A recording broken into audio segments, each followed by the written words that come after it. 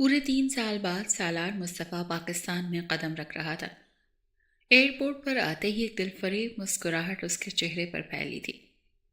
3 साल लगे थे उसको अपने दिल को ये समझाने के लिए। इसलिए बिना बताए ही वो पाकिस्तान आया था। सबको सरप्राइज करना चाहता था और देखना चाहता था कि अनीसा उसे अपने सामने देखकर कैसे रिएक्ट करती है। वो एक खूबसूरत लड़की थी। सालार का दिल उसके लिए बड़ी बेताबी से धड़क रहा था।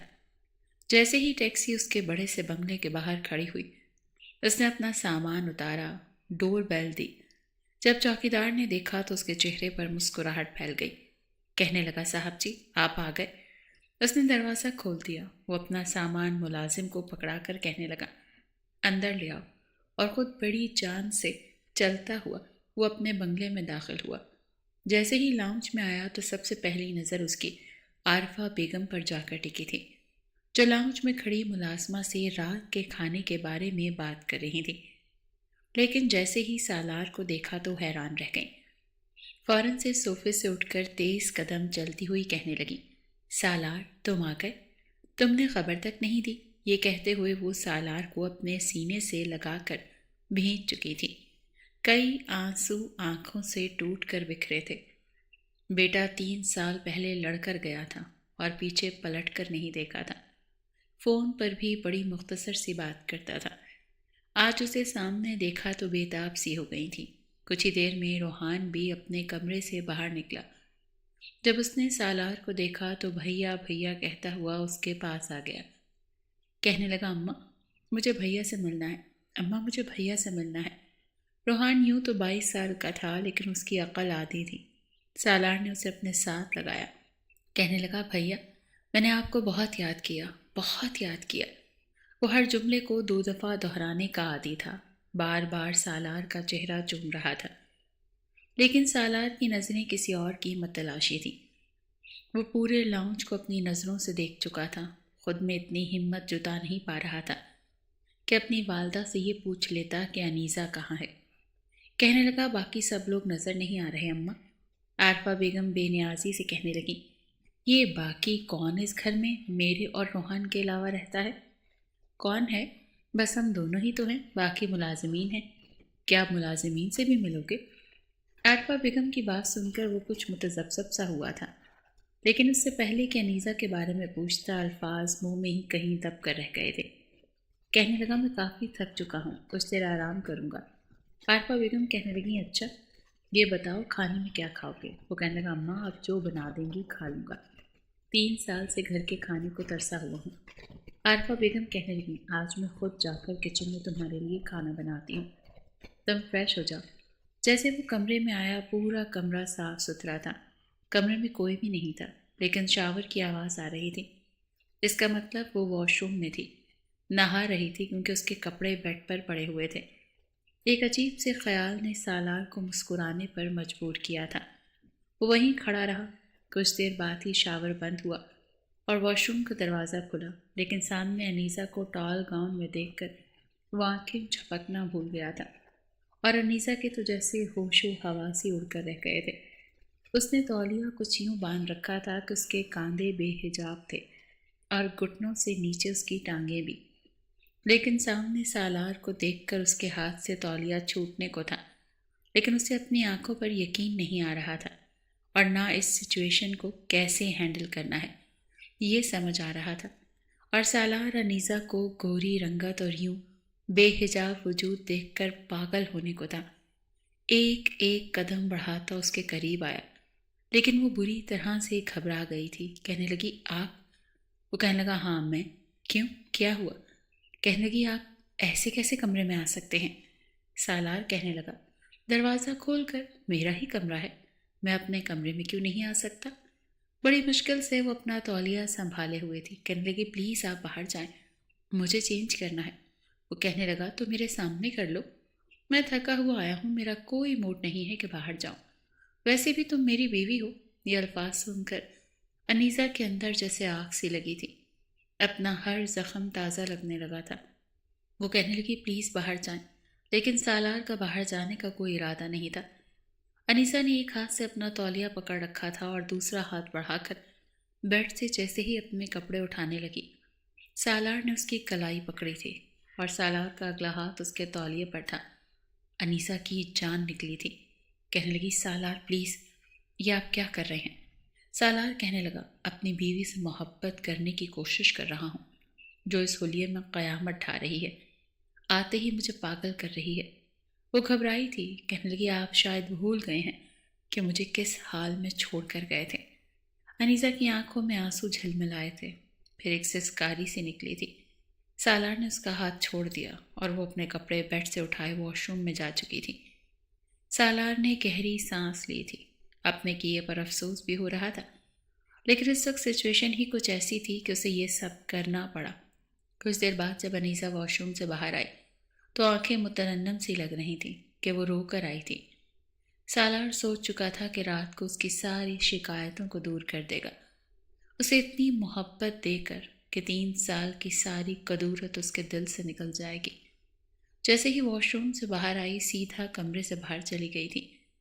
سالار سفر کی تھکن سے بھی کچھ بے حال ہونے لگا تھا، اسی لیے نہا کر اس نے آرام دہ لباس پہنا اور کچھ دیر کے لیے سو گیا۔ رات کو ڈنر پر ہی وہ باہر آیا تھا، دیکھا تو ٹیبل مختلف قسم کے لوازمات سے بھرا ہوا تھا اور روحان اور عارفہ بیگم بھی ٹیبل پر بیٹھے تھے۔ کہنے لگے، آؤ، تمہارا ہی انتظار کر رہے تھے۔ روحان کہنے لگا، میں بریانی کھاؤں گا۔ عارفہ بیگم کہنے لگی، اچھا، میں تمہیں دیتی ہوں۔ انہوں نے روحان کو بریانی کی پلیٹ بھر کر دی تھی۔ تھوڑی سی بریانی سالار نے اپنی پلیٹ میں ڈالی، ساتھ میں ادھر ادھر دیکھنے لگا اور کہنے لگا، انیسہ کہاں ہے؟ کھانا نہیں کھائے گی؟ عارفہ بیگم کہنے لگی، اسے چھوڑو، بھوک لگے گی تو کچن میں کھا لے گی، تم کھانا کھاؤ، دیکھو یہ بریانی میں نے خود بنائی ہے، اپنے ہاتھ سے۔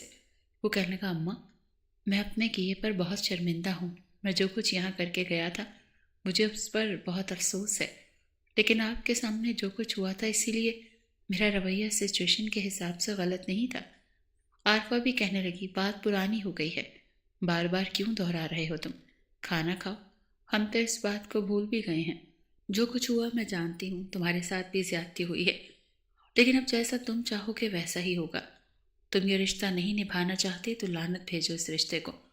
انیسہ کی فکر نہ کرو، وہ ایک کونے میں پڑی رہے گی۔ اگر تم دوسری شادی کرنا چاہتے ہو تو کر سکتے ہو، مجھے کوئی اعتراض نہیں ہے۔ بس بیٹا، تم اب واپس نہیں جاؤ گے، اپنے کیے پر 3 سال کی سزا میں کاٹ چکی ہوں، سمجھ چکی ہوں کہ کبھی بھی بیٹے کی خواہش کے خلاف نہیں چلنا چاہیے۔ عارفہ بیگم نے اپنے آنسو اپنے دوپٹے کے پلو سے صاف کرتے ہوئے کہا۔ سالار مزید شرمندہ ہوا تھا، کہنے لگا، ماں ایسی کوئی بات نہیں ہے، بس میں جذباتی ہو گیا تھا، لیکن اب میں اس رشتے کو قبول کر چکا ہوں۔ یہ سن کر عارفہ بیگم کے ماتھے پر بل پڑے تھے، کہنے لگی، نہیں، اب تم اس رشتے کو بھول جاؤ۔ یہ سن کر سالار کا چمچ منہ میں جاتے جاتے رکا تھا۔ وہ کہنے لگا، میں بھول جاؤں؟ اماں، آپ کیسی باتیں کر رہی ہیں؟ میں 3 سال میں اپنے آپ کو اس بات پر آمادہ کر چکا ہوں کہ انیسہ میری بیوی ہے، اور سچ پوچھیں تو میں یہ رشتہ اب نبھانا چاہتا ہوں۔ یہ سن کر عارفہ بیگم کے چہرے کی رنگت کچھ اڑ گئی تھی۔ انہوں نے ماتھے پر بل ڈالے ہوئے کھانا کھایا، سالار سے مزید کوئی بات نہیں کی۔ اس کی عادت سے بھی واقف تھی کہ ایک بار جو فیصلہ وہ کر لے اسے کبھی نہیں بدلتا۔ کھانا کھانے کے بعد سالار واپس اپنے کمرے میں جا چکا تھا۔ اسے انیسہ کا انتظار تھا، لیکن یہ انتظار ہی رہ گیا۔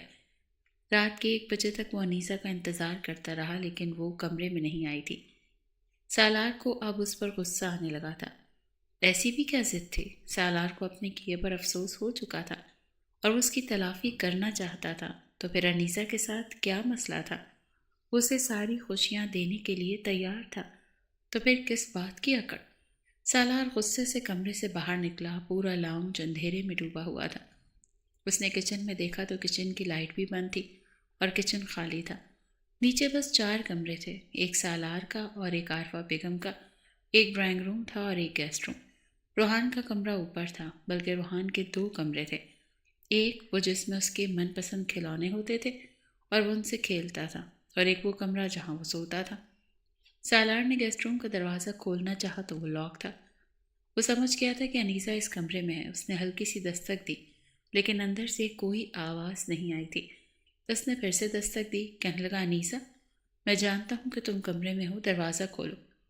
لیکن انیسہ نے دروازہ نہیں کھولا۔ بلکہ اسے جواب تک دینا گوارا نہیں سمجھا۔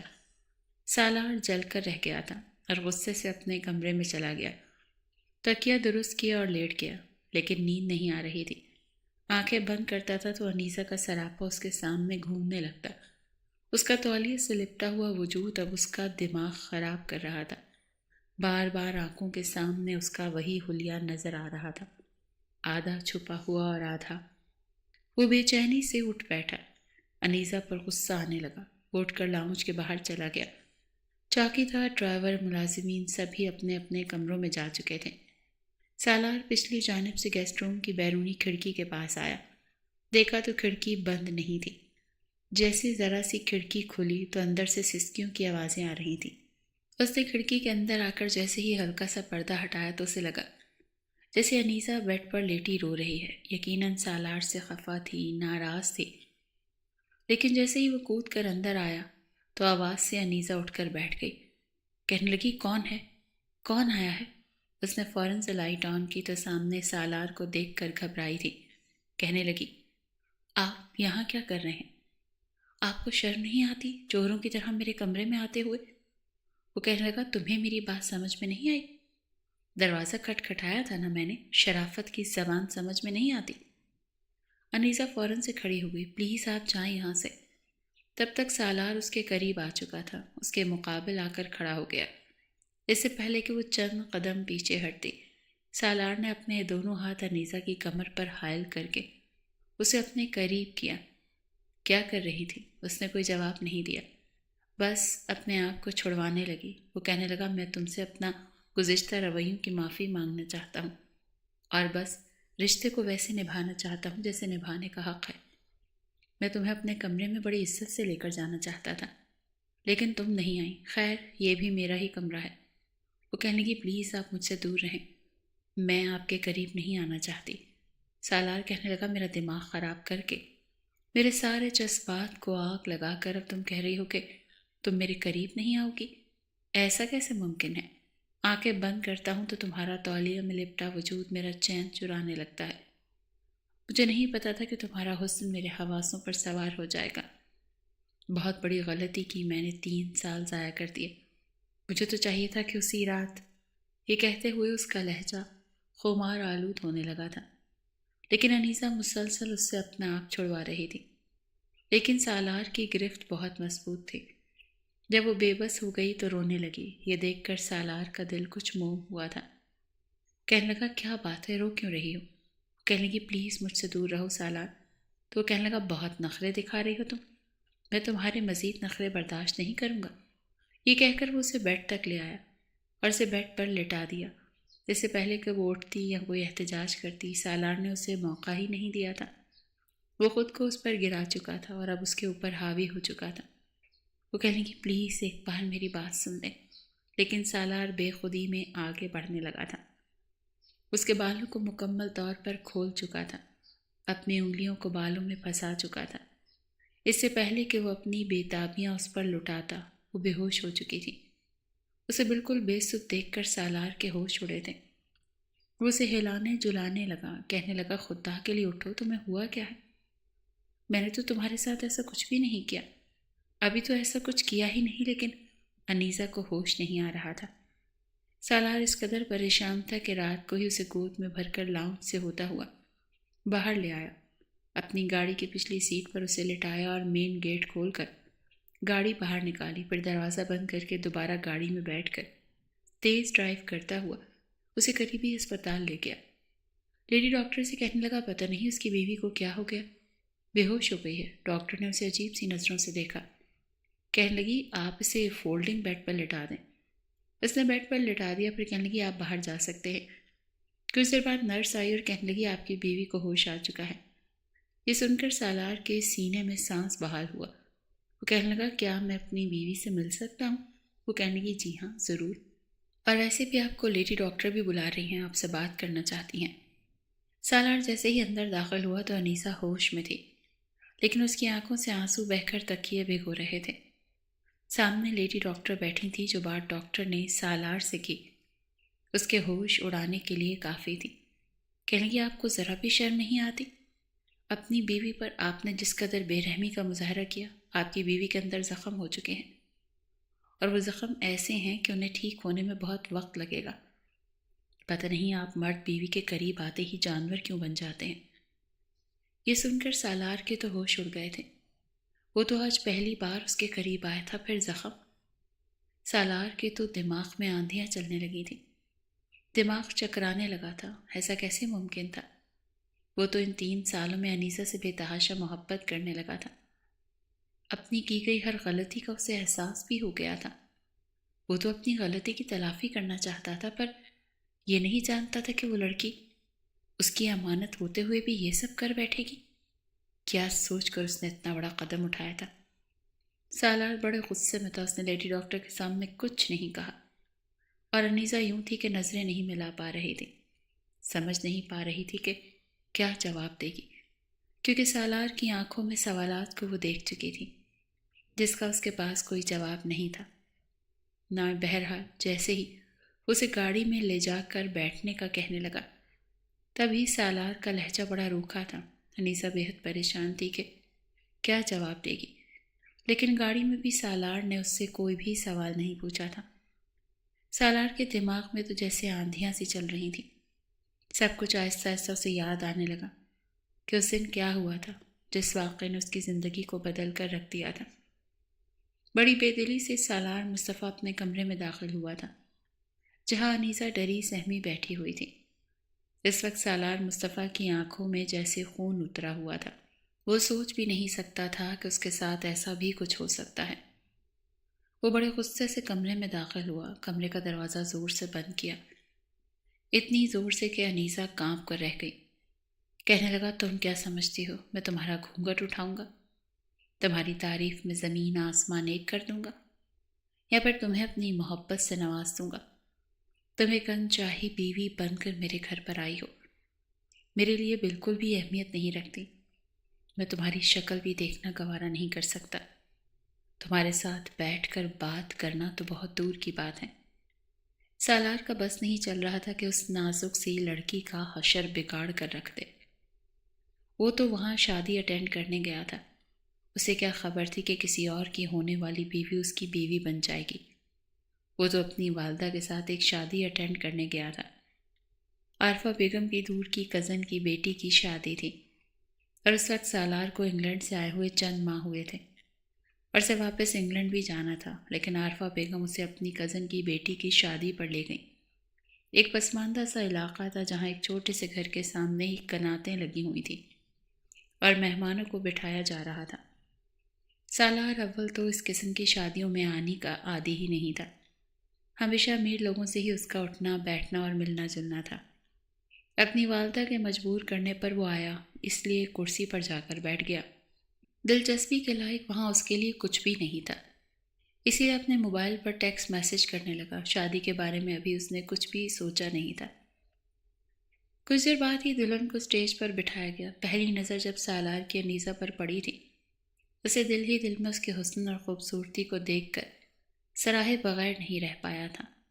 یہی سوچ رہا تھا کہ اس کا ہونے والا شوہر تو بڑا خوش نصیب ہے، جسے یہ ہیرے جیسی دلہن ملنے والی ہے۔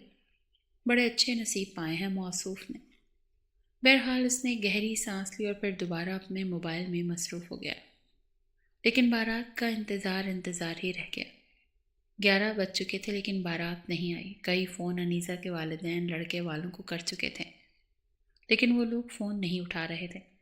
بالآخر اس کے والد ہی لڑکے والوں کے گھر گئے، لیکن جب واپس آئے تو رو رہے تھے اور اپنا سینہ پیٹ رہے تھے کہ میری بیٹی کی زندگی کو داؤ پر لگا کر وہ شخص نہ جانے کہاں بھاگ گیا۔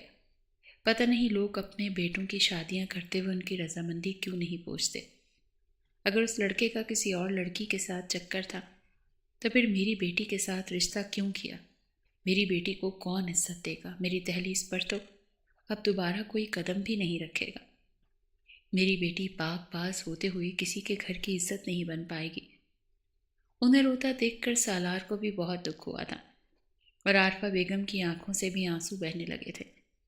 وہ شاید پہلی لڑکی تھی جو دلہن بنی بیٹھی پھوٹ پھوٹ کر رو رہی تھی، اور اس کا باپ شاید پہلا باپ تھا جو ہال میں موجود تمام لڑکوں کے باپوں کے سامنے ہاتھ جوڑ کر کہہ رہا تھا کہ خدا کے لیے میری بیٹی کا نکاح اپنے بیٹے سے کر دو، اسے اپنی عزت بنا لو، اگر آج اس کا نکاح نہیں ہوا تو کبھی نہیں ہوگا، میری بیٹی کی عزت رکھ لو، کوئی ہے جو میری بیٹی کی عزت رکھ لے۔ اسے یوں روتا بلکتا دیکھ کر سالار کو بھی کچھ ہوا تھا، لیکن عارفہ بیگم سے یہ سب برداشت نہیں ہوا اور انہوں نے کہا کہ ہاں میرا بیٹا عزت دے گا، آپ کے نکاح شروع کروائیں۔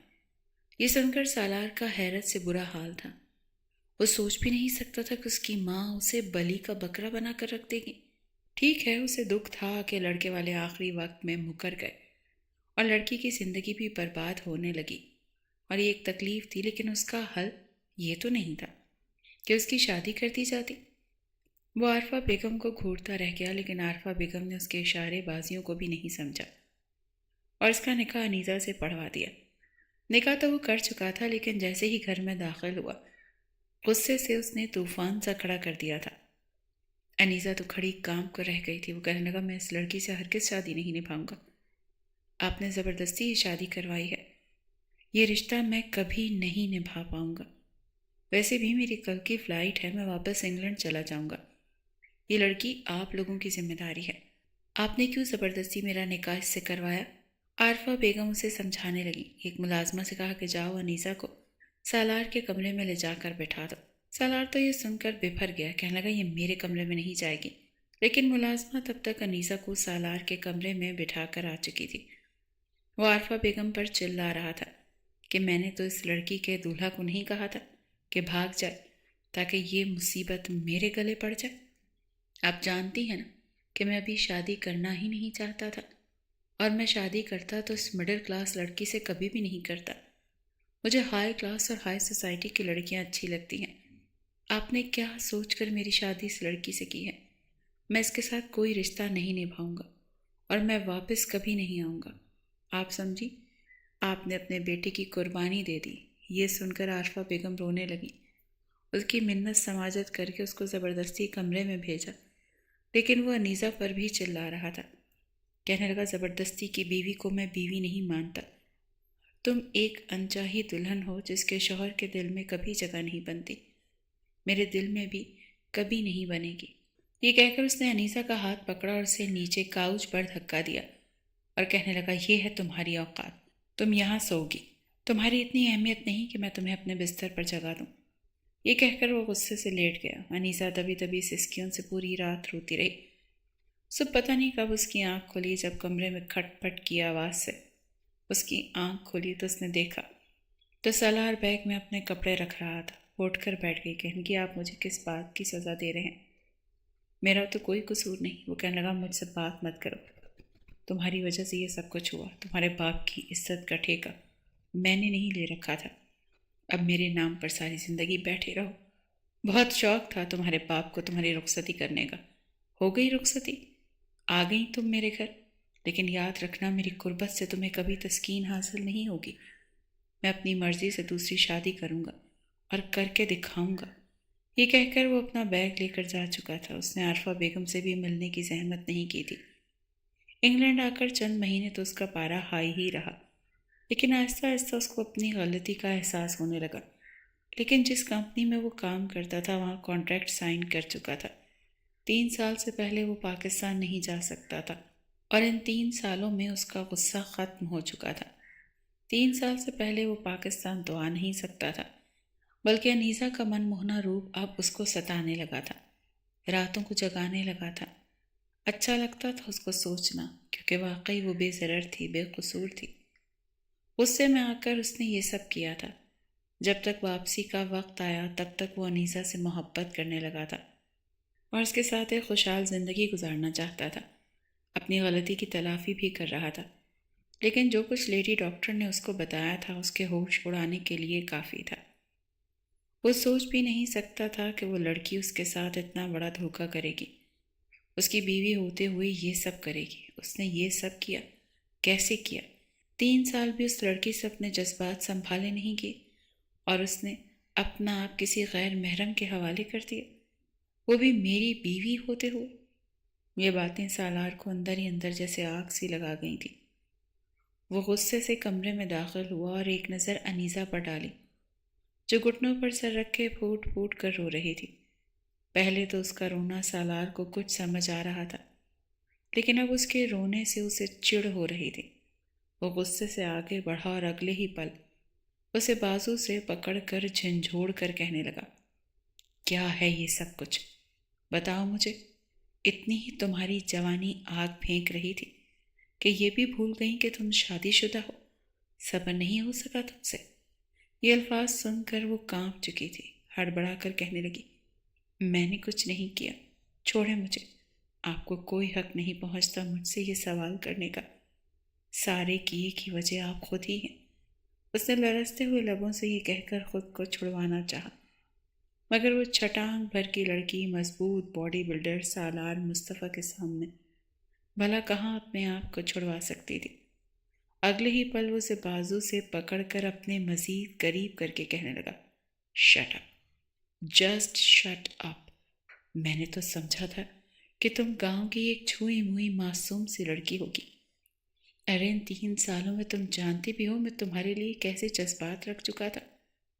میں تمہیں اپنے تصورات میں سوچ کر خود کو بے چین محسوس کرتا تھا۔ مجھے تم سے محبت ہوتی چلی جا رہی تھی، اور یہ محبت اس قدر بڑھ چکی تھی کہ میں نے اوروں کی طرف نظر تک اٹھانا چھوڑ دیا تھا۔ میری زندگی میں اتنی لڑکیاں آئیں، میرے ساتھ کام کرنے والی کولیگز، امپلائیز، مگر تم جانتی ہو میں نے خود کو سنبھال کر رکھا، صرف اور صرف تمہارے لیے۔ میں اپنے سارے جذبات، ساری بے چینیاں، ساری شدتیں تم پر لٹانا چاہتا تھا، کیونکہ تم اس کی اکلوتی وارث تھی۔ مگر تم نے کیا کیا؟ وہ ایک جھٹکے سے اسے چھوڑ چکا تھا اور وہ بیڈ پر جا گری تھی۔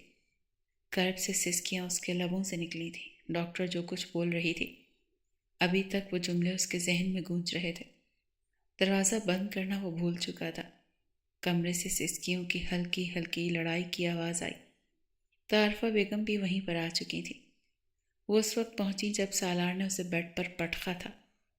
اگلے ہی پل عارفہ بیگم کہنے لگی، آئے ہائے، کیا ہو گیا بیٹا؟ کیا کہہ دیا اس لڑکی نے تمہیں؟ سب ٹھیک تو ہے نا؟ اپنی ماں کو وہاں پر دیکھ کر سالار فوراً سے اس سے دور ہٹا تھا۔ کہنے لگا، کچھ نہیں مام، بس آپ جائیں یہاں سے، یہ میرا اور اس کا معاملہ ہے۔ مگر اس کی بات سن کر عارفہ بیگم فوراً آگے بڑھی تھی۔ پہلے ہی وہ سالار مصطفیٰ کی ڈانٹ کھا رہی تھی، اب عارفہ بیگم نے بھی اسے بازو سے پکڑ کر جھنجھوڑنا شروع کر دیا تھا۔ کہنے لگی، کیا کیا ہے تم نے میرے بیٹے کو؟ تمہاری وجہ سے میرا بیٹا مجھ سے 3 سال تک دور رہا۔ میں تو اس وقت کو کوس رہی ہوں جب تم پر رحم کھا کر میں تمہیں اپنے گھر کی بہو بنا کر لے آئی تھی، اور اب جب میرا بیٹا واپس آیا ہے، ابھی ٹھیک سے 2 دن بھی نہیں گزرے کہ پھر سے تم اسے پریشان کر رہی ہو۔ چلو یہاں سے، میں تمہیں اس کمرے میں نہیں رہنے دوں گی۔ وہ انیسہ کا ہاتھ پکڑ کر وہاں سے لے کر جا رہی تھی جب سالار مصطفیٰ نے اپنی ماں کو روک دیا۔ کہنے لگا، نہیں ماں، یہ یہیں میرے کمرے میں رہے گی، بیوی ہے میری، مجھے جو بھی اس سے بات کرنی ہے میں کر لوں گا۔ عارفہ بیگم اسے کہتی رہ گئیں کہ نہیں، تم اس لڑکی سے دور رہو، یہ کہیں سے بھی تمہارے شایان شان نہیں ہے۔ لیکن اس نے جس طرح گھور کر اپنی ماں کو دیکھا تھا، عارفہ بیگم کو اس کا ہاتھ چھوڑنا پڑا۔ وہ دروازہ لاک کر چکا تھا۔ واپس اس کی طرف پلٹا اور کہنے لگا، یہ ٹسوے بہانا بند کرو اور بتاؤ کس کے ساتھ منہ کالا کیا ہے تم نے؟ بتاؤ مجھے۔ وہ 2 قدم پیچھے ہٹی، آنسو صاف کرتے ہوئے کہنے لگی، میں کچھ نہیں جانتی، مجھے بس اتنا پتا ہے کہ میرے ساتھ جو کچھ ہوا ہے اس کی وجہ صرف اور صرف آپ ہیں۔ اگر آپ مجھ نئی نویلی دلہن بنا کر چھوڑ کر نہ جاتے تو میرے ساتھ یہ سب کچھ نہ ہوتا۔ اس کی بات کا مطلب نہیں سمجھ رہا تھا، بلکہ الٹا یہ سمجھ رہا تھا کہ شاید یہ لڑکی سچ مچ اپنے جذبات سے بے قابو ہو کر کسی کے ساتھ غلط کر چکی تھی، اور یوں اس کا غصہ اور شک اس کے در پہ ہو گیا کہ اس کے دل میں انیسہ کے لیے نفرت کے جذبات امٹنے لگے۔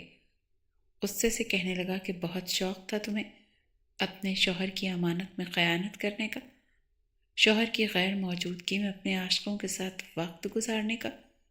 اب میں تمہیں بتاؤں گا سالار مصطفیٰ بدلہ کیسے لیتا ہے۔ اس نے اپنی شرٹ کے بٹن کھولنا شروع کر دیے۔ جیسے جیسے وہ شرٹ کے بٹن کھول رہا تھا، انیسہ کو اپنی موت اپنے سامنے دکھائی دے رہی تھی۔ وہ ہڑبڑا کر پیچھے ہٹنے لگی کہ نہیں، آپ ایسا نہیں کر سکتے، دور ہٹیں مجھ سے، میں پہلے ہی بہت تکلیف سے دو چار ہو چکی ہوں، مجھے مزید اذیت سے دو چار مت کیجیے ورنہ میں شور مچاؤں گی، چلاؤں گی، چیخ چیخ کر میں آپ کی عزت کا جنازہ نکال دوں گی۔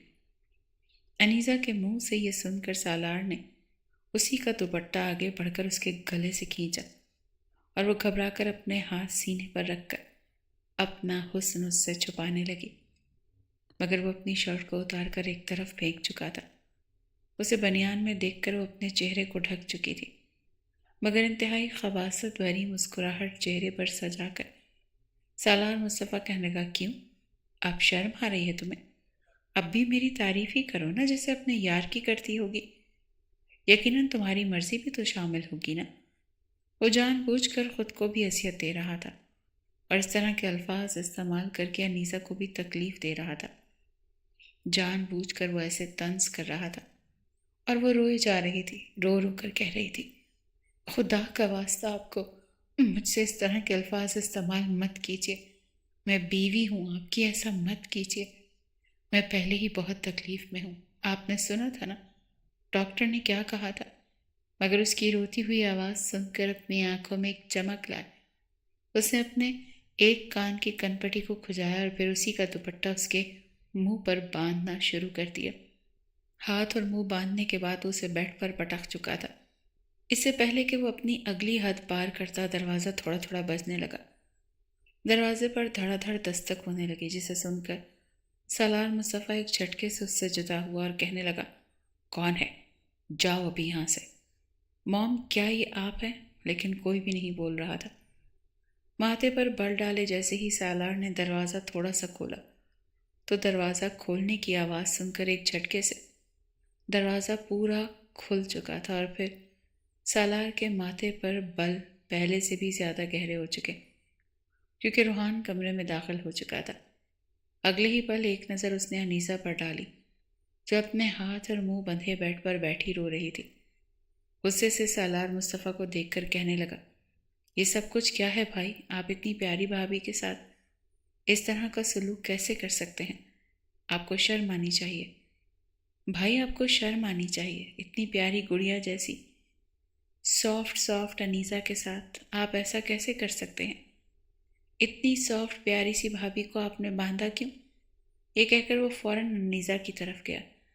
انیسہ نے جیسے ہی اپنی جانب بڑھتے ہوئے روحان کو دیکھا تو فوراً بیڈ پر چڑھتے ہوئے دوسرے کنارے کی طرف لگی تھی، گھٹنوں کے گرد اپنے بازو حائل کیے وہ سہم رہی تھی، جو کہ سالار کو تھوڑا عجیب بھی لگا تھا، مگر اس وقت اسے روحان پر بھی غصہ آنے لگا۔ کہنے لگا، روحان تمیز نہیں ہے کیا تمہیں؟ کیا ماما نے تمہیں یہ نہیں سکھایا کہ یوں کسی کے کمرے میں نہیں جاتے؟ وہ فوراً سے کہنے لگا، یہ کسی کا کمرہ نہیں، میری انیسہ کا کمرہ ہے، سمجھے آپ چلے جائیں یہاں سے۔ آپ نے کیوں باندھا اس کو؟ ہاں کیوں باندھا ہے؟ وہ خود آگے بڑھ کر انیسہ کو کھولنا چاہتا تھا، لیکن انیسہ مسلسل خود کو اس سے دور کر رہی تھی۔ سالار اگلے ہی پل آگے بڑھا اور بازو سے پکڑ کر اس نے اپنے کمرے سے روحان کو نکالا تھا۔ روحان کمرے کے باہر گر چکا تھا۔ غصے سے سالار مصطفیٰ کہنے لگا کہ دوبارہ میرے کمرے میں بھٹکتے ہوئے بھی دکھائی مت دینا، سمجھے تم؟ دفع ہو جاؤ یہاں سے، عجیب تماشا ہے۔ وہ دروازہ زور سے بند کر چکا تھا، سارا موڈ تو اس کا ویسے ہی خراب ہو چکا تھا۔ وہ اس لڑکی کو سبق سکھانا چاہتا تھا، مگر نہ جانے کیوں اسے روتا دیکھ کر اسے اس پر رحم آ چکا تھا۔ آگے بڑھ کر جھٹکتے ہوئے اس کے منہ سے کپڑا ہٹایا اور کہنے لگا، میں تمہیں اتنی آسانی سے چھوڑوں گا نہیں، سمجھی تم؟ آج رات تک کا وقت ہے تمہارے پاس، تو مجھے صبح تک اپنے اس عاشق کا نام بتاؤ گی اور میں تمہیں طلاق دے کر خود تمہاری رخصتی اس کے ساتھ کرواؤں گا۔ لیکن اگر تم نے ڈرامے بازیاں جاری رکھیں اور اسے بھول کر میرے ساتھ زندگی میں آگے نہ بڑھی تو پھر دیکھنا میں تمہارا حشر کیا کرتا ہوں۔ یہ کہہ کر وہ اسے بیڈ سے اٹھنے کا کہہ کر جا چکا تھا۔ وہ ایک جانب کو صوفے پر بیٹھ کر روتی ہوئی ساری رات گزار چکی تھی۔ کیسے بتاتی، کن الفاظ میں بتاتی، مسلسل آنسو تھے جو اس کی آنکھوں سے نکل رہے تھے۔ وہ روتے ہوئے وہ صوفے پر ہی نیم دراز ہو گئی۔ اگلی صبح جب سالار مصطفیٰ کی آنکھ کھلی تو وہ گہری نیند میں سو رہی تھی۔ انیسہ کو دیکھ کر اس کے ماتھے پر بل پڑ چکے تھے۔ کتنی معصوم دکھتی تھی، مگر اندر سے اتنی ہی بے قابو لڑکی تھی۔ کون جانتا تھا کہ اس معصوم چہرے کے پیچھے کیسی لڑکی موجود ہے۔ کچھ عرصے کے لیے اپنے شوہر کا انتظار تک نہیں کر پائی تھی۔ یہ کہہ کر وہ سیدھا واش روم میں گیا تھا۔ آج وقت سے پہلے ہی اس کی آنکھ کھل چکی تھی۔ شاید ساری رات ہی وہ سویا نہیں تھا۔ فریش ہونے کے بعد وہ کمرے سے باہر نکلا تو ابھی تک عارفہ بیگم سو رہی تھی، مگر کچن میں کھٹر پھٹر کی آواز اس کے کان کھڑے ہو گئے۔ وہ باہر جاگنگ کے لیے جا رہا تھا، آواز سن کر رکا، دھیرے دھیرے بغیر چاپ پیدا کیے کچن کی طرف آنے لگا۔ وہ دیوار کی اوٹ لیے ذرا دوری پر کھڑا تھا جب اندر سے ملازمہ کی آواز آ رہی تھی۔ ارے چھوٹے صاحب، یہ کیا کر رہے ہیں آپ؟ اگر بی بی جی نے دیکھ لیا نا تو آپ کو تو کچھ نہیں کہیں گی، لیکن مجھے بہت ماریں گی، وہ بھی مرغا بنا کر۔ ملازمہ بھی ہنس کر اس سے بات کر رہی تھی، لیکن تبھی جو آواز کچن میں گونجی، سالار کے تو ہوش ٹھکانے آ چکے تھے۔ تھوڑی بہت جو نیند اس کی آنکھوں میں تھی وہ ساری اڑن چھو ہو چکی تھی۔ سالار سانس بھی یہ سوچ کر روک چکا تھا کہ کہیں اگلے جملے وہ سننے سے رہ نہ جائے۔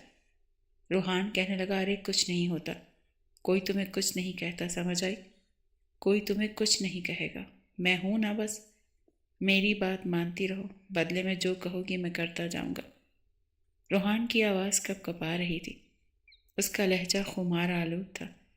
ایسے لگ رہا تھا جیسے وہ کسی سرشاری میں ڈوبا ہوا یا پھر نشے میں ہے۔ تھوڑا سا آگے بڑھ کر جب سالار نے اندر کا منظر دیکھا تو اسے اپنی آنکھوں پر یقین نہ آیا۔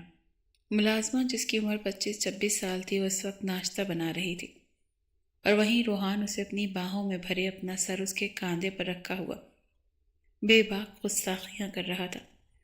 سالار فوراً وہاں سے پیچھے ہٹ گیا۔ روحان اس طرح کی حرکتیں تو 21-22 سال کا ہو کر بھی اپنے بچپنے میں تھا، پھر یہ سب کچھ کیسے؟ شاید سالار یہ بھول چکا تھا کہ بھلے ہی اس کا ذہن بچہ تھا، لیکن وہ جسمانی طور پر بھرپور جوان ہو چکا تھا۔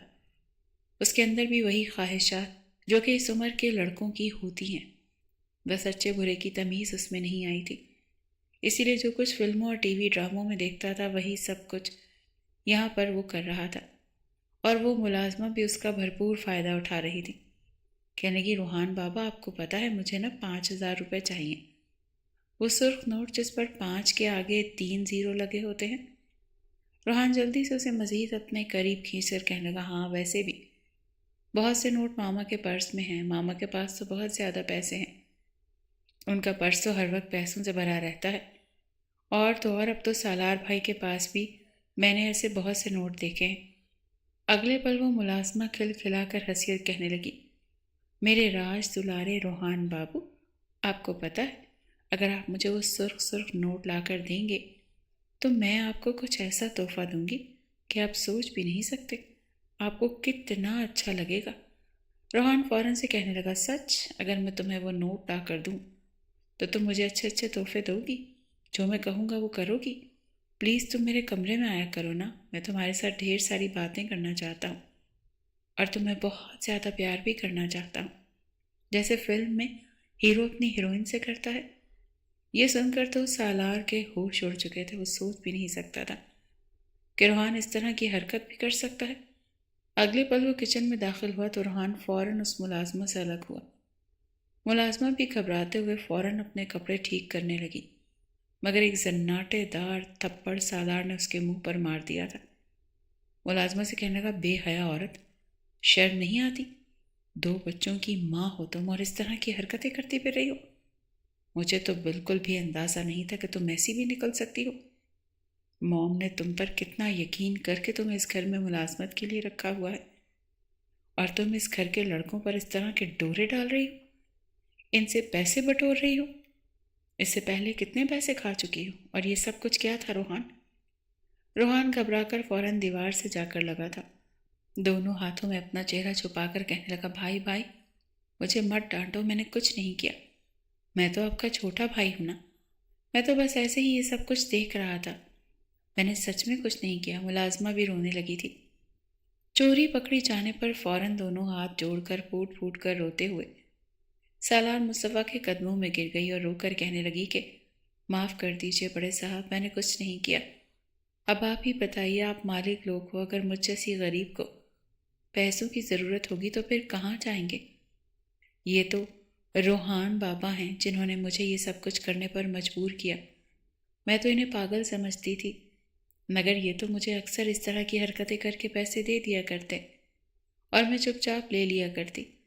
سالار مصطفیٰ نے بڑی مشکل سے اپنا غصہ ضبط کر رکھا تھا، ورنہ اس کا دل یہی کہہ رہا تھا کہ اس عورت کا منہ توڑ ڈالے۔ کہنے لگا دفع ہو جاؤ یہاں سے اور دوبارہ مجھے اس گھر میں دکھائی مت دینا۔ وہ فوراً وہاں سے بھاگ نکلی تھی۔ سالار کا رخ اب روحان کی طرف تھا جو بالکل ہی دیوار میں چھپ چکا تھا۔ جیسے ہی سالار نے اسے کچھ کہنا چاہا، اگلے پل وہ چیخ چیخ کر رونے لگا، رو رو کر کہنے لگا، ماما ماما پلیز مجھے بچائیں، دیکھیں مجھے سالار بھائی مار رہے ہیں، ماما پلیز آئیں، سالار بھائی مجھے ماریں گے، میری جان لے لیں گے، میں نے کچھ نہیں کیا، ان کو بتائیں نا۔ وہ مسلسل رو رہا تھا۔ عارفہ بیگم بھی بیٹے کے رونے کی آواز پر اٹھ کر آ چکی تھی۔ جب انہوں نے سالار کو اسے ڈانٹتے دیکھا تو فوراً روحان کو اپنے سینے سے لگا لیا۔ کہنے لگی، کیا ہوا سالار؟ کیا کہہ رہے ہو چھوٹے بھائی کو؟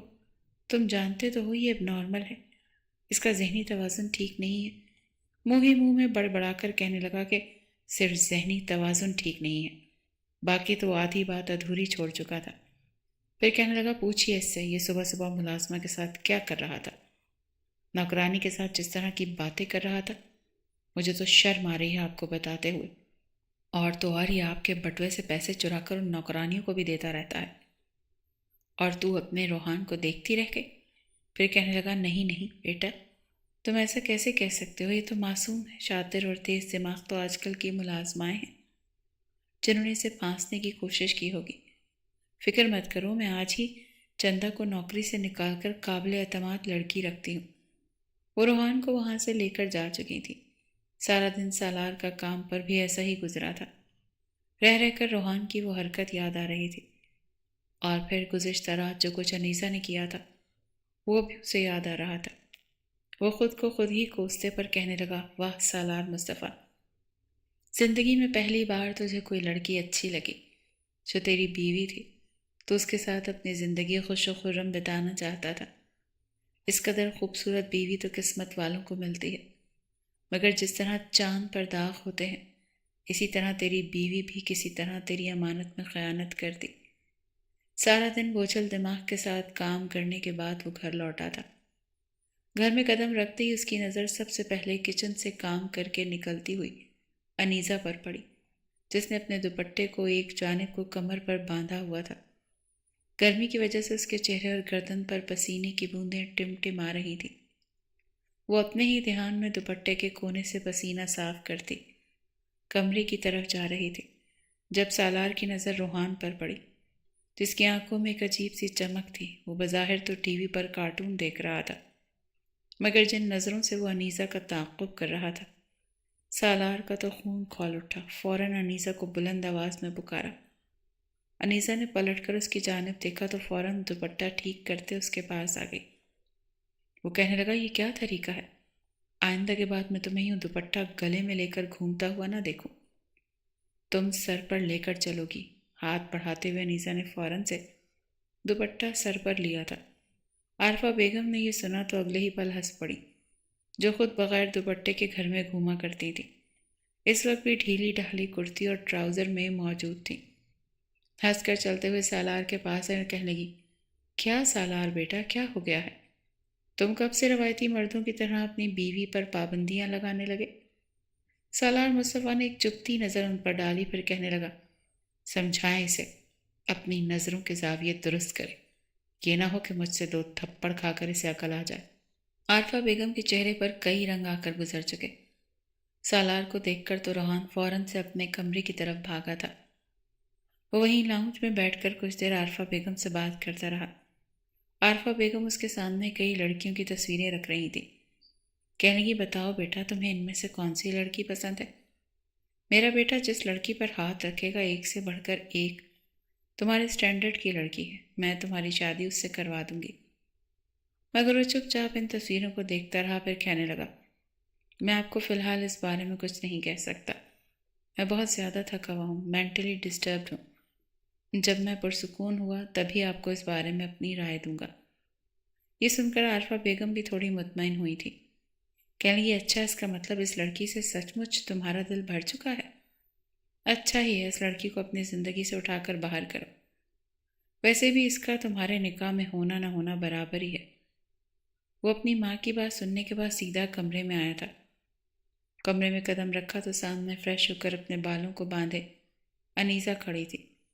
انیسہ کو دیکھ کر اس نے الماری سے اپنے کپڑے نکالے اور وہ بھی فریش ہو کر باہر آیا تھا۔ اس سے پہلے ہی انیسہ ایک بار پھر کچن میں جاتی، وہ اسے آواز دے کر وہیں پر روک چکا تھا۔ کہنے لگا کیا دیکھا میں نے؟ تمہیں کیا سنائی نہیں دیتا؟ انیسہ ہچکچاتے ہوئے کہنے لگی کیا میں نے تو کچھ نہیں سنا؟ وہ دونوں ہاتھ سینے پر باندھ کر کہنے لگا میں نے تمہیں کہا تھا کہ تم مجھے اپنا عاشق کا نام بتاؤ گی، جس نے میری غیر موجودگی میں تمہیں تسکین کے لمحات سے نوازا ہے۔ وہ فوراً نظریں پھیر چکی تھی، پھر کہنے لگی میں بار بار آپ کو کہہ رہی ہوں کہ میرے ساتھ اس لہجے میں بات مت کریں، اتنا ہی بولیں جتنا بعد میں آپ ہضم بھی کر سکیں۔ جو سوال آپ مجھ سے پوچھ رہے ہیں یہی سوال اگر جا کر آپ اپنی ماں سے کریں گے تو زیادہ بہتر ہوگا، کیونکہ آپ کی ماں ہی ان سوالات کا بہتر جواب دے سکتی ہے، ٹھیک ہے؟ یہ کہہ کر انیسہ وہاں سے جا چکی تھی اور سالار سوچ میں پڑ چکا تھا کہ آخر اس بارے میں اپنی ماں سے کیسے پوچھے۔ بہرحال اس نے ڈھکے چھپے الفاظ میں اپنی ماں سے جو پوچھا کہ ان 3 سالوں میں انیسہ کتنی بار اپنے مائکے گئی، جواب میں عارفہ بیگم کہنے لگی کہاں گئی؟ اسے تو ہمارے اس بڑے سے گھر کی ایسی عادت پڑ گئی، ایئر کنڈیشنر میں رہتی ہے، بمشکل ان 3 سالوں میں کوئی 8-10 بار ہی اپنے مائکے گئی ہوگی۔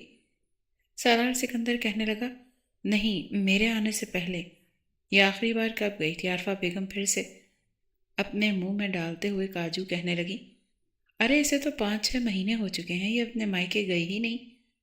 یہ سن کر سالار بھی سوچ میں پڑ چکا تھا، اس کا مطلب وہ جو بھی تھا یہی کا تھا، لیکن کون تھا؟ سالار کے ذہن میں بہت سی کہانیاں بن رہی تھی، مگر وہ ان ساری کڑیوں کو آپس میں ملانے سے پہلے خود ہی بے یقینی سے نفی میں سر ہلا دیتا کہ نہیں، ایسا نہیں ہو سکتا۔ اس روز وہ بغیر بتائے وقت سے پہلے گھر آ چکا تھا، دبے پاؤں قدم رکھتے ہوئے گھر میں داخل ہوا۔ آج اس کی خواہش تھی کہ وہ اپنی ماں کو سرپرائز دے، شاید وہ کچن میں موجود تھی۔ وہ دھیرے دھیرے قدم اٹھاتا ابھی کچن کے دروازے تک پہنچا تھا کہ اندر سے انیسہ کی سسکیوں کی آواز آنے لگی۔ انیسہ سسک سسک کر رو رہی تھی، اس کی آواز پر تو سالار مصطفیٰ کے قدم وہیں پر منجمد ہو گئے۔ ایک لمحے کے 1000ویں حصے میں کئی طرح کے منفی سوچیں اس کے ذہن میں آنے لگی۔ تبھی کچن میں ایک آواز گونجی بدبخت کمینی، کیا بتایا ہے تو نے سالار کو؟ بتا مجھے، وہ کیوں کل مجھ سے ساری تفتیش کر رہا تھا؟ تجھے میں نے کتنی دفعہ کہا ہے سالار کے کمرے میں مت جایا کر، کوئی بھی بہانہ لگا، کوئی بھی ڈرامہ کر، لیکن سالار کے کمرے میں مت رہنا۔ تیرے لیے روم خالی کروایا ہے جو رکھا ہے، وہاں کیوں نہیں رہتی؟ کیا کہا ہے تو نے سالار کو جو مجھ سے بار بار تفتیشی انداز میں سوال کر رہا تھا؟ روتے ہوئے انیسہ کی آواز گونجی کہ میں نے ان سے کچھ نہیں کہا، چھوڑے مجھے درد ہو رہا ہے۔ کیا پہلے آپ نے مجھے کم تکلیفیں دی ہیں جو اب میری جان لینا چاہتی ہیں؟ وہ اپنی گردن عارفہ بیگم سے چھڑوا رہی تھی، لیکن اگلے ہی پل عارفہ بیگم نے گرما گرم چمٹا اٹھا کر اس کے ہاتھ پر لگا دیا۔ عارفہ کے اس عمل پر وہ درد سے چلائی تھی، اس کا چلانا سالار سے برداشت نہ ہوا۔ وہ فوراً کچن میں داخل ہو گیا، کہنے لگا ماں یہ کیا کر رہی ہیں آپ؟ جیسے ہی انیسہ نے سالار کو دیکھا تو اگلے ہی پل عارفہ کی گرفت سے خود کو چھڑوا کر وہ فوراً سالار کے پیچھے آ کر چھپی تھی، روتے ہوئے اپنا ہاتھ جھٹکتی ہوئی سالار سے چپک چکی تھی۔ عارفہ بیگم کے تو چہرے کی ہوائیاں اڑ چکی تھی، کہنے لگی کہ سالار بیٹا تم چھوڑو، کچھ نہیں، بس یہ ہم عورتوں کا معاملہ ہے، تم یہ بتاؤ اس لڑکی کو کیسے ٹھکانے لگانا ہے، میں یہ سب دیکھ لوں گی۔ سالار کہنے لگا ماں آپ یہاں پر کیا بات کر رہی تھی مجھے بتائیں؟ لیکن عارفہ بیگم کہنے لگی اس نے دال میں نمک زیادہ کر دیا، بس وہی سمجھا رہی تھی کہ مسالہ کیسے ڈالتے ہیں، تم چھوڑو اسے، اس پر دھیان دینے کی ضرورت نہیں۔ لیکن وہ اپنا ہاتھ آگے بڑھا کر اپنے پیچھے انیسہ کو چھپا چکا تھا، کہنے لگا ماں میں سب کچھ سن چکا ہوں، ایسی کون سی بات ہے، کون سا راز ہے جو آپ اسے چھپانے کو کہہ رہی تھی؟ مجھے سچ بتائیں، آپ کو میری قسم۔ انیسہ بتاؤ، مجھے کسی سے ڈرنے کی ضرورت نہیں ہے تمہیں۔ ایک ایک لفظ سچ بتاؤ گی، ابھی کے ابھی، ورنہ میں نے گرما گرم کھولتا ہوا پانی تمہارے اوپر انڈیل دینا ہے۔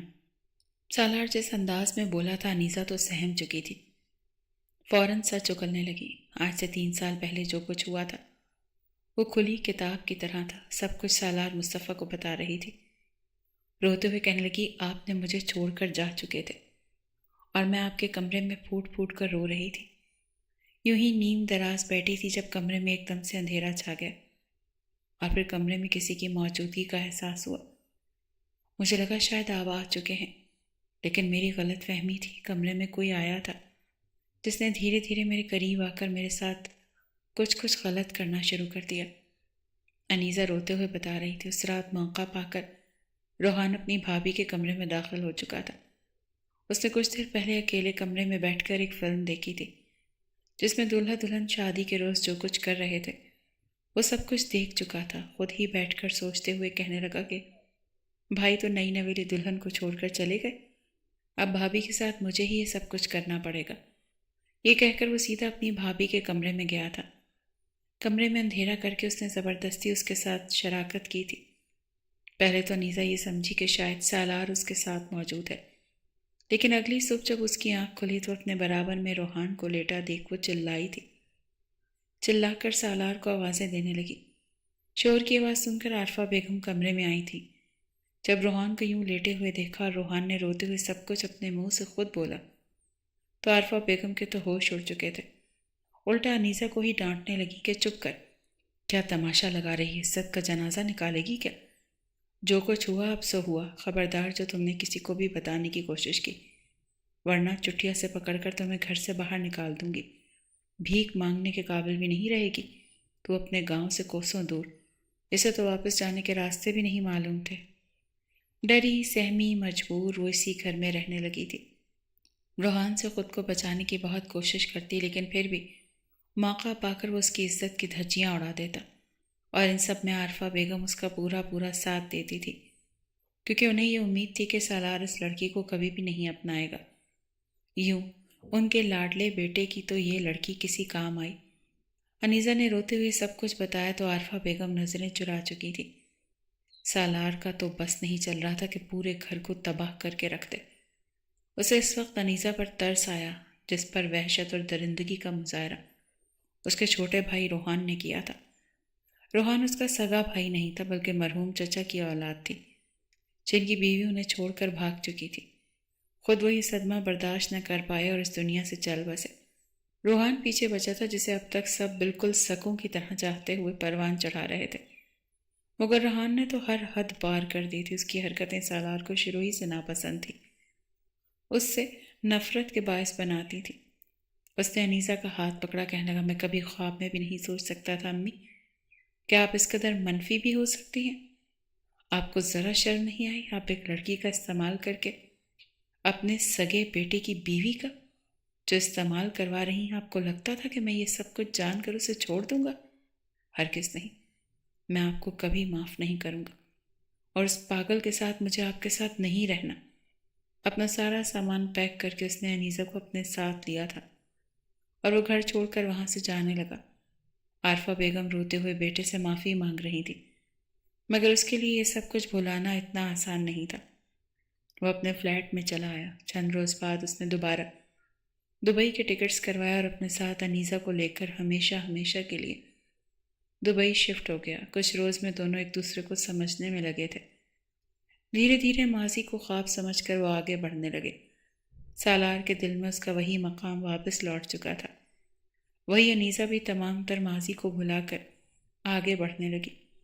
اس شام جب سالار آفس سے گھر آنے لگا تو بڑے شوخ انداز میں اس نے انیسہ کو میسج کیا تھا کہ مائی ڈیئر سویٹ وائف، آج سرخ سوٹ میں تیار رہنا، میں آج رات تمہارے ساتھ محبت کی نماز گزارنا چاہتا ہوں۔ یہ سن کر وہ بھی شرما سی گئی تھی۔ یہ کہہ کر کال بند کر چکی تھی کہ جلدی آئیے گا، میں بھی بڑی بے صبری سے آپ کا انتظار کر رہی ہوں۔ یہ سن کر تو اس کا بس نہیں چل رہا تھا کہ وہ اڑتا ہوا اس تک پہنچ جائے۔ سالار نے جس وقت اپنے گھر میں قدم رکھا تو سامنے اس کی بیوی انیسہ جس قدر بے باک انداز میں اس کا استقبال کرتی ہوئی ملی تھی، ساری تھکاوٹ اس کی منٹوں میں ختم ہو چکی تھی۔ آگے بڑھ کر اس نے اپنی بیوی کو باہوں میں بھرا تھا اور اپنی شدتیں لٹاتے اسے اپنے کمرے کی طرف لے جانے لگا، اور اس کے بعد کمرے میں ان کی محبت بھری آوازیں گونج کر ماحول کو مزید خوبصورت بنا چکی تھیں۔